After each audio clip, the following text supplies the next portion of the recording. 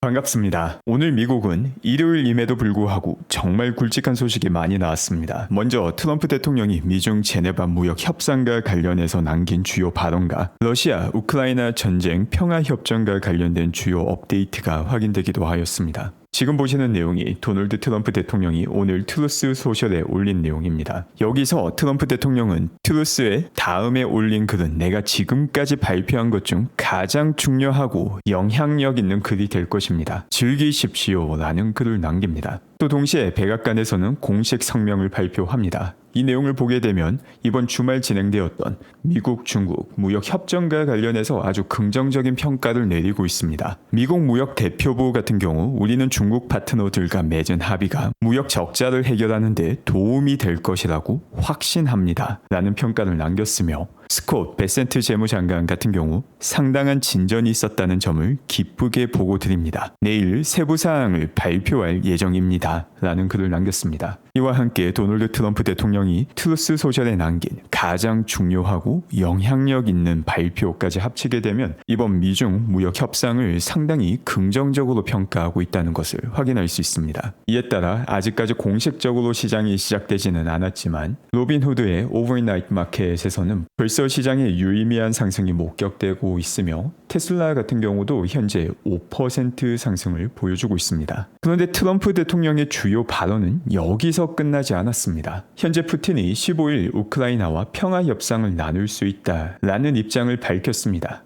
다만 평화 협상을 시작하기 전에 임시적인 휴전은 회피하는 모습을 보여주었습니다. 이 잠재적인 평화 협상 같은 경우 15일 튀르키예 이스탄불에서 열리게 되는 예정인데 이와 관련해서 도널드 트럼프 대통령이 역시 오늘 트루스 소셜에 글을 남겼습니다. 이 내용을 보게 되면 우크라이나는 즉각적으로 여기에 응해야 된다. 지금 당장 만남을 가져라 라는 글을 동부 시간 기준 오후 12시 16분에 남기게 됩니다. 그리고 우크라이나의 젤렌스키 대통령은 거의 즉각적으로 오후 1시에 답을 남깁니다. 이번 주 목요일 튀르키예에서 푸틴 대통령을 기다릴 것입니다. 라는 글을 젤렌스키 대통령이 남긴 것입니다. 그래서 현재 지금 상황을 정리해보면 세계에서 가장 중요한 이슈 두 가지가 동시에 해결될 기미를 보이고 있다는 점이 중요합니다. 미중 관세 전쟁 같은 경우 이번이 첫 만남이기 때문에 한 번에 모든 것이 해결될 가능성 자체는 낮습니다. 실제 이번 제네바 협상에서도 중국 팀이 먼저 떠나가는 듯 하더니 다시 돌아와서 협상을 이어나가는 모습을 봤습니다. 공식적인 발표 내용을 확인해야 되겠지만 미국 측에서는 트럼프 대통령이 여전히 강하게 중국을 몰아붙였으며 중국이 여기에 반발하였지만 결국 협상장으로 돌아와서 어느 정도 의미 있는 합의를 이번 주말 성취한 것이 아닌가라고 추측이 됩니다. 이번 한 번 협상을 통해서 모든 것이 해결되지는 않겠지만 충분히 의미 있는 협상을 시작하였고 또 앞으로 추가 협상을 통해서 이번 관세 전쟁이 더 확전되는 것이 아니라 수습되는 방향으로 진행될 가능성이 현재로서는 높아 보입니다. 또 동시에 러시아 우크라이나 전쟁 같은 경우도 휴전 합의가 된 것은 전혀 아니지만 15일 각국의 대표자가 만나서 이와 관련된 이야기를 나눈다는 것 자체가 과거와 비교하면 큰 전진이 됩니다. 실제로 이번 전쟁이 끝나게 된다면 전 세계 경제적으로도 불확실성이 크게 줄어들며 매주 수천 명의 젊은이들이 아무 의미 없이 죽어나가던 참담한 비극이 끝난다라는 아주 큰 의미가 있기도 합니다. 또 그 밖에 테슬라 중국 수출과 관련된 내용이 확인되기도 하였습니다. 지난 4월 테슬라가 수출한 물량은 29,728대로 확인이 되었습니다. 그런데 이 내용 같은 경우 지난 7일 제가 진행한 분석에서 제시한 숫자와 사실상 일치하는 것을 볼 수 있습니다.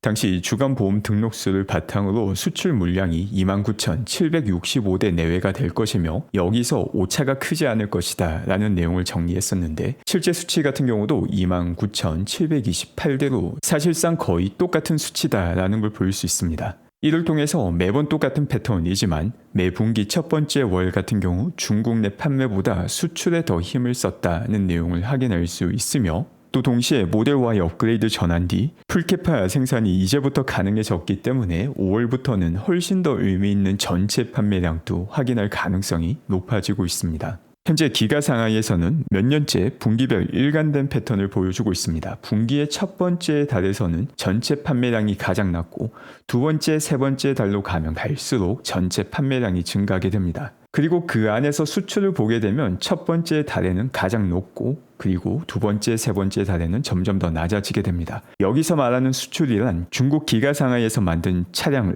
유럽에 수출하기 위해 중국에서 출발하는 선박에 들어가게 되는 차량을 의미하게 됩니다. 첫 번째 달에 가장 많은 수출이 이루어지는 이유는 선박이 유럽에 도달하고 유럽에 도달해서도 다양한 국가로 수출하는 데 시간이 걸리기 때문에 첫 번째 달에 시작을 해야지 동분기 안에 수출이 완료가 될 수 있기 때문입니다. 바로 그 때문에 중국 내 판매 같은 경우 매분기 첫 번째 달은 가장 낮으며 두 번째, 세 번째 달로 가면 갈수록 높아지는 패턴을 보여주게 됩니다. 지금 보시는 이 수출 물량에서 매분기 첫 번째 월은 높고 지나가면 낮아지는 이 패턴 거의 항상 반복되고 있다는 것을 목격하고 있고 5월과 6월 역시 수출 물량은 이렇게 줄어드는 패턴을 그대로 볼 수 있게 될 것입니다. 그 밖에 모델 3와 모델 Y로 나누어서 전체 판매량을 보게 되면 모델 Y 같은 경우 지난 3월보다 판매량이 좀 많이 줄었다는 걸 볼 수 있습니다. 이 역시 모델 Y 생산 전환이 얼마 전 마무리가 되었고 분기 마지막 월 같은 경우 생산과 판매 모두 다 푸시하는 경향이 있습니다. 그리고 4월 같은 경우 분기 첫 번째 월이다 라는 점, 이번에 생산 전환이 바뀌고 램프업이 올라가고 있는 상황이었다는 점을 고려하면 바로 이 차이가 설명이 되기도 합니다. 이처럼 테슬라의 판매량과 관련된 노이즈와 헛소리는 사실 여러 번 본 수준이 아니라 매분기 수십 번 목격한 정례 행사와 같은 일입니다. 전체 큰 트렌드 안에서도 다양한 노이즈가 있고 매분기 반복되는 일에 똑같은 노이즈가 나오는 다람쥐 쳇바퀴를 3개월마다 볼 수 있는 게 테슬라입니다. 조금 더 긴 관점에서 이런 의미 없는 노이즈를 보게 되면 2010년 진 크레이머는 테슬라의 비즈니스 플랜이 성공하지 못할 것 같다라고 평가하였습니다. 그 이후 현재 테슬라의 주가는 18,000% 이상 상승하였습니다. 또한 2015년 닛산의 CEO는 테슬라가 대규모 생산을 하지 못할 것입니다 라는 발언을 하였고 그 이후 1600% 이상 증가합니다.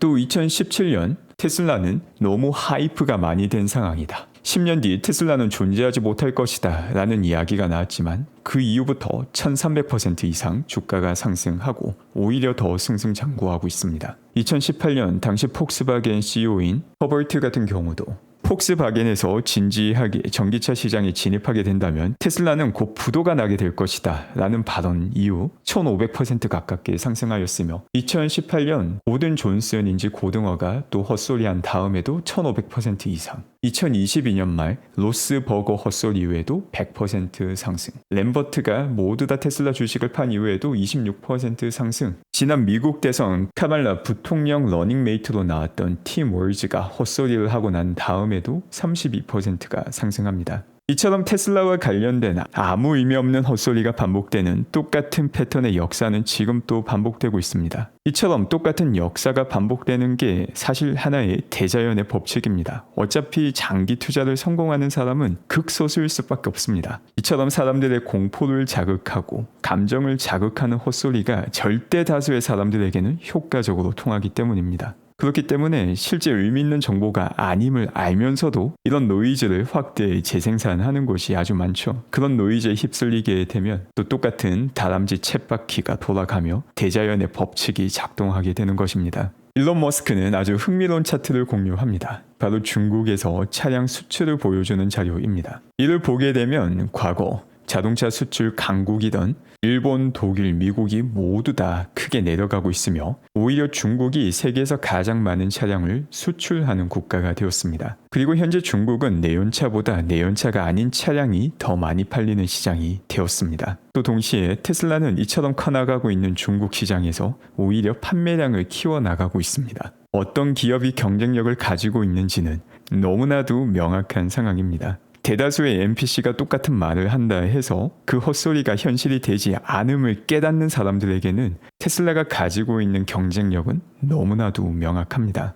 또 동시에 일론 머스크는 에너지 산업과 관련된 주요한 포인트를 계속해서 올리고 있습니다. 지난 시간에서는 그록을 이용해서 에너지 산업에서 태양광과 에너지 저장 장치가 왜 중요한지 분석을 살펴보았는데 오늘은 경제 성장의 지표로서 에너지 생산량이 얼마나 중요한지와 관련된 이야기를 나눕니다. 지금 보시는 차트의 X축은 인당 GDP이고 Y축은 인당 에너지 소모량입니다. 이 둘의 상관관계는 너무나도 명확합니다. 인당 에너지 소모량이 낮은 국가에서 높은 GDP를 가지고 있는 국가는 존재하지 않습니다. 지금 차트 자체는 인과관계가 아니라 상관관계를 보여주기 때문에 에너지 소모량이 높기 때문에 GDP가 높은지 혹은 GDP가 높기 때문에 에너지 소모량이 높은지 이 차트 자체만으로는 이를 알 수가 없습니다. 하지만 우리가 에너지 소모를 할 때 훨씬 더 높은 생산량을 갖출 수 있다라는 건 너무나도 명확한 사실입니다. 사람 한 명이 본인의 노동력만 이용해서 밭을 간다면 1년간 생산할 수 있는 농작물의 양은 너무나도 제한적이지만 여러 가지 장비를 활용하게 되면 사람 혼자서도 아주 넓은 땅에서 높은 수확량을 얻을 수 있습니다. 그렇기 때문에 실제 경제가 크게 성장하기 위해서는 에너지 소비가 필수적이다라는 걸 잘 보여주는 차트입니다. 미래에도 에너지 소비량은 점점 더 늘어나게 될 텐데 지난 영상에서 살펴본 것처럼 태양광 패널을 통해서 벌써 우리가 사용하고 있는 에너지의 수십 배를 제공할 수 있는 환경이며 태양이 뜨지 않는 저녁에는 에너지 저장 장치를 통해서 수요와 공급의 불균형을 해소할 수 있게 됩니다. 그렇기 때문에 현재 에너지 분야의 핵심 키워드는 에너지 저장 장치가 되는데 이런 에너지 저장 장치에 활용되는 LFP 배터리 같은 경우 히토리움마저도 사용이 되고 있지 않습니다. 지금 현재 사항을 정리하자면 테슬라는 전기차 판매도 이번 2분기 5월과 6월 계속해서 회복하는 모습을 보여줄 가능성이 아주 높으며 6월은 로보택시가 시작이 되면서 우리가 알고 있던 이동수단 자체가 크게 바뀌게 되는 시점이 시작됩니다. 그리고 이 모든 변화의 바탕에는 에너지 저장 장치가 핵심인데 이 에너지 저장 장치와 관련해서도 테슬라가 선두 기업입니다. 단기적인 주가는 언제라도 요동치겠지만 테슬라가 나아가고 있는 미래, 테슬라가 직접 만들고 있는 미래는 그 어느 순간보다도 분명한 상황입니다. 그렇기 때문에 테슬라의 진정한 가치를 보고 그 장기 가치를 함께 알 수 있는 단기 변동성을 이겨내며 장기 투자가 가능한 방식으로 테슬라에 투자하는 장기 투자자들의 미래는 오늘도 밝으며 어제도 밝았으며 내일도 밝을 것입니다. 오늘도 함께 해주신 분들 감사드리며 즐거운 하루 되시기 바랍니다.